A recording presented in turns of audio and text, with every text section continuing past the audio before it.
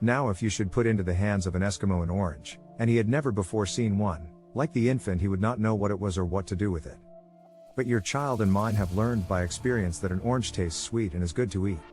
And just so, by experience that is, knowledge gained through sensations ideas spring up in the infant mind, and each idea associated by experience with other ideas gives rise to still others, and so on. Naturally, the broader the sense experience the greater the stock of ideas. It may be conjectured that the greater the stock of ideas the greater the mental confusion. But no, nature has provided for that. Just as a businessman files away the letters he receives daily, just as a great manufacturer systematizes his business, dividing it into departments, just as a general organizes his army, so the mind files and systematizes and organizes its ideas, so that the adult mind has groups or clusters of ideas about art, science, politics, and so on. And what is quite to the point is the fact that these idea clusters can get into communication with one another.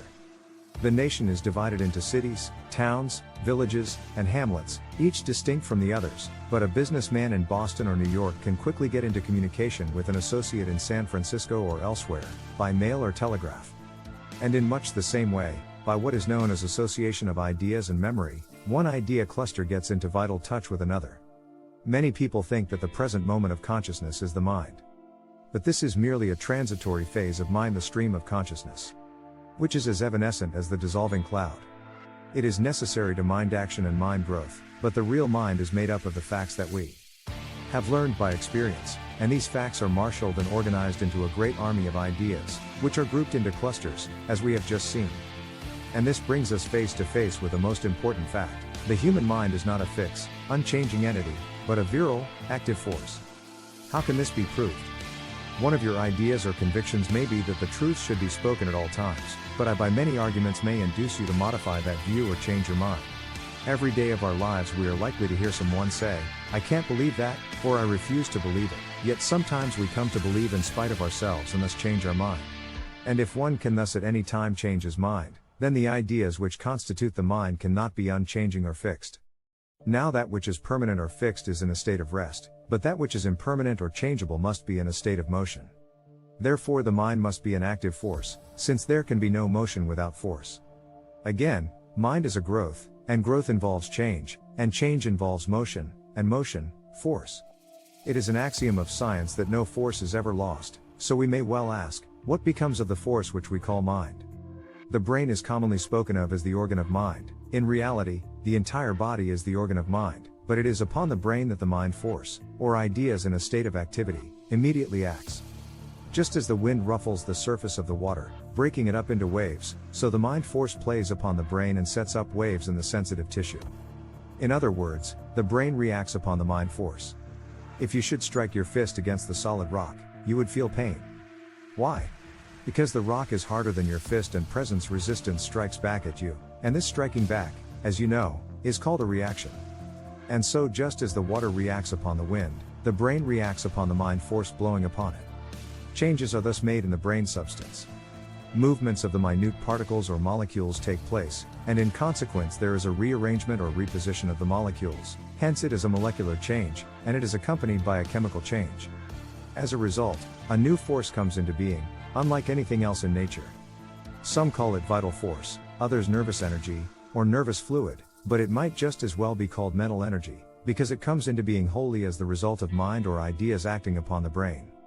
And, moreover, the character or quality of those ideas tempers, colors, weakens or strengthens. In fact, varies in 100 ways this new energy. Indeed, it must be insisted upon that this energy exactly reflects or repeats the idea force which gave rise to it. But we have said no force is ever lost, and since mind in action is seen to be transmuted into a new force by the subtle chemistry of life, the same problem confronts us. What becomes of it? Part of it is stored up in the brain to meet the emergencies of life. We call it reserve energy. Another part supplies power to the muscles.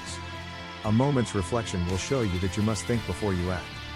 The desire and the will to act draw from the brain the energy or power to act. Hence every movement that you make is mind in action. The remainder of the mental energy is communicated to all parts of the body, with what effect we shall now see. If you desire to lift a heavy weight or drive a nail, the energy to do so is provided by the joint action of the mind and brain. First there was the desire in the mind accompanied by will, and this acting on the brain caused a change in its substance and set free the energy to do just what you wanted to do. Now if you should make it your life work to lift weights or drive nails, those muscles which you put into daily operation would develop and grow strong, that is, certain muscles and parts, being more often brought into action, would develop out of proportion to other muscles and parts, would they not?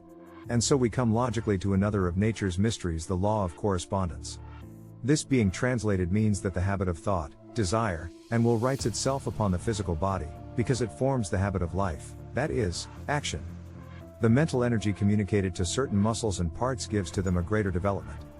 Consequently, we come finally to look and be as we think and do.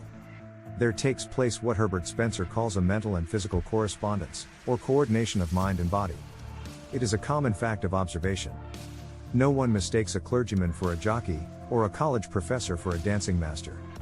The avaricious man proclaims his ruling passion in his face, voice, manner, and gait. The vain or envious woman's face is set by muscular contractions plain enough to the discerning eye.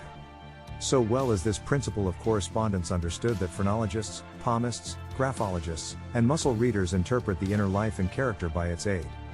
But the operation of the law, as already shown, is dependent upon the reaction of the brain upon the mind force, upon the quality and quantity of the mental energy set free by the brain. Therefore, it will be worth our while to study more minutely the structure of the brain and its mode of action.